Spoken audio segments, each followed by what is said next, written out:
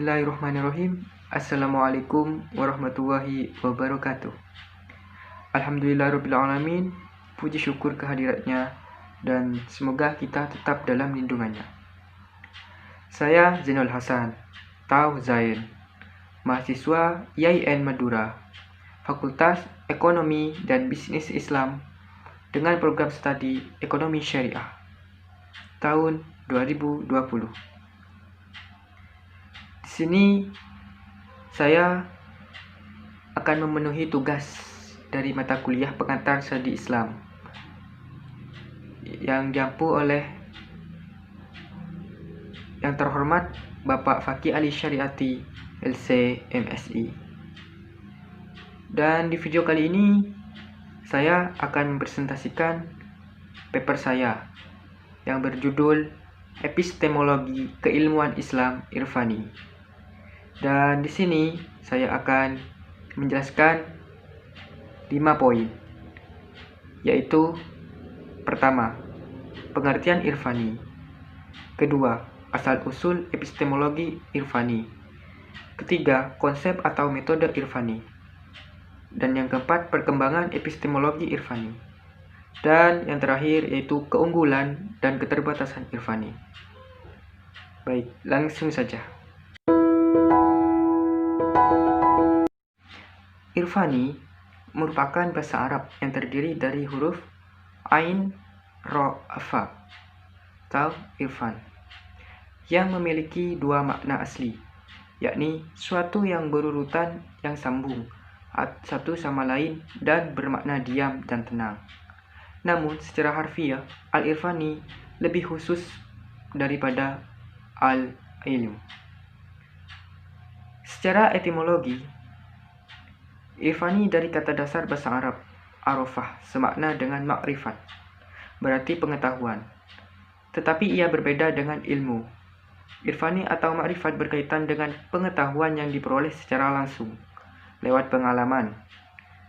Sedang ilmu merujuk pada pengetahuan yang diperoleh lewat transformasi atau rasionalitas atau akal. Nah, sedangkan secara terminologis, Irfani bisa diartikan sebagai pengungkapan atas pengetahuan yang diperoleh lewat penyinaran hakikat oleh Tuhan kepada hambanya.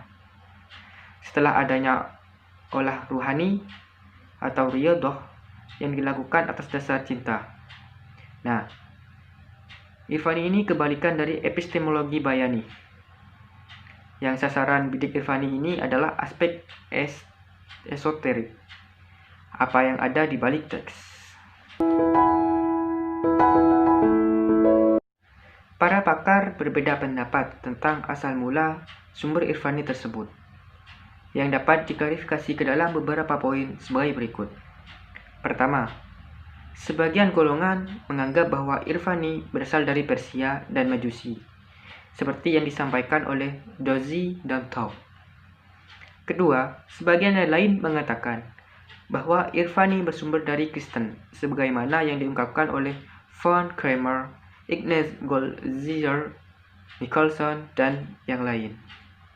Ketiga, sebagian yang lain berpendapat bahwa Irfani bersumber dari India, seperti pendapat Horton dan Hartman. Poin yang keempat, sebagian yang lain lagi berpendapat bahwa Irfani berasal dari Yunani, khususnya Neoplatonisme dan Hermes. Namun demikian, penulis cenderung berpendapat bahwa Irfani tidak berasal dari luar Islam, sebab kehidupan Rasulullah SAW, para sahabat dan tabi'in menunjukkan bahwa mereka dalam suatu waktu akan menggunakan Irfani, bahkan mempraktikkan Irfani, meskipun penamaannya belum ada. Sedangkan riyadhah dalam Irfani seringkali dilakukan oleh Rasulullah SAW dan sahabat-sahabatnya, seperti khulwah atau penyepian, tinggal di Masjid Nabawi, dan perilaku individu sahabat. Pengetahuan Irfani tidak diperoleh berdasarkan analisa teks, tetapi dengan olah ruhani, di mana dengan kesucian hati diharapkan Tuhan akan melimpahkan pengetahuan langsung kepadanya, masuk dalam pikiran. Di konsep kemudian dikemukakan kepada orang lain secara logis. Dengan demikian, pengetahuan irfani setidaknya diperoleh melalui 3 tahapan. Pertama, persiapan. 2, penerimaan. Dan yang ketiga, pengungkapan dengan lisan atau tulisan. Tahapan pertama, persiapan. Untuk bisa menerima limpahan pengetahuan atau kasyf, seorang harus menempuh jenjang-jenjang kehidupan spiritual. Setidaknya ada 7 tahapan yang harus dijalani, mulai dari bawah menuju puncak, yaitu taubat, wara, zuhud, fakir. Fakir di sini mengosongkan seluruh pikiran dan hambaran masa depan dan tidak menghendaki apapun kecuali Allah Subhanahu wa Ta'ala. Dan selanjutnya sabar, tawakal, dan ridho. Nah, untuk tahap kedua yaitu tahap penerimaan. Jika telah mencapai tingkat tertentu dalam sufisme, seseorang akan mendapatkan limpahan pengetahuan langsung dari Tuhan secara iluminatif. Pada tahap ini, seseorang akan mendapatkan realitas kesadaran diri yang demikian mutlak atau kasyaf, sehingga dengan kesadaran itu mampu melihat realitas dirinya sendiri atau musyahadah sebagai objek yang diketahui. Namun, realitas kesadaran dan disadari tersebut keduanya bukan sesuatu yang berbeda, tetapi merupakan eksistensi yang sama, sehingga objek yang diketahui tidak lain adalah kesadaran yang mengetahui itu sendiri. Tahap ketiga yaitu pengungkapan, yakni pengalaman mistik diinterpretasikan dan diungkapkan kepada orang lain lewat ucapan atau tulisan. Namun, karena pengetahuan irfani bukan masuk tataan konsepsi dan representasi, tetapi terkait dengan kesatuan diri dalam Tuhan, sehingga tidak bisa dikomunikasikan, maka tidak semua pengalaman ini bisa diungkapkan. Pada perkembangan berikutnya, istilah yang dapat mewakili makna irfani mulai beragam. Dalam filsafat misalnya, dikenal istilah intuisi. Sedangkan dalam tafsir dikenal istilah isyari. Dalam filsafat, irfani lebih dikenal dengan istilah intuisi. Dengan intuisi manusia memperoleh pengetahuan secara tiba-tiba, tanpa melalui proses penalaran tertentu. Ciri khas intuisi antara lain zauki atau rasa, yaitu melalui pengalaman langsung. Pengetahuan intuisi ada yang berdasar pengalaman indrawi seperti aroma atau warna sesuatu, ada yang langsung diraih melalui nalar dan bersifat aksioma seperti A adalah A.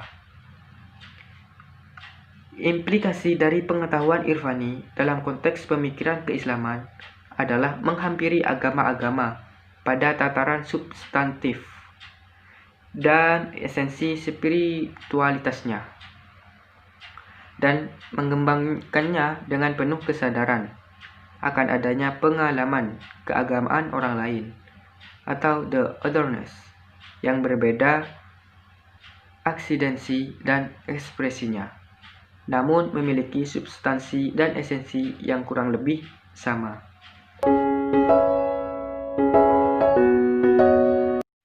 Keunggulan irfani adalah bahwa segala pengetahuan yang bersumber dari institusi-institusi musyahadah dan mukasyafah lebih dekat dengan kebenaran daripada ilmu-ilmu yang digali dari argumentasi-argumentasi rasional dan akal. Nah, sedangkan keterbatasannya yaitu ia hanya dapat dinikmati oleh segelintir manusia yang mampu sampai pada taraf pensucian diri yang tinggi dan sangat subjektif menilai sesuatu karena ia berdasar pada pengalaman individu manusia. Nah, baik. Mungkin hanya itu yang dapat saya sampaikan. tentang epistemologi keilmuan Islam Irfani. Semoga barokah dan bermanfaat, dan kurang lebihnya mohon maaf. Akhirat, wassalamualaikum warahmatullahi wabarakatuh.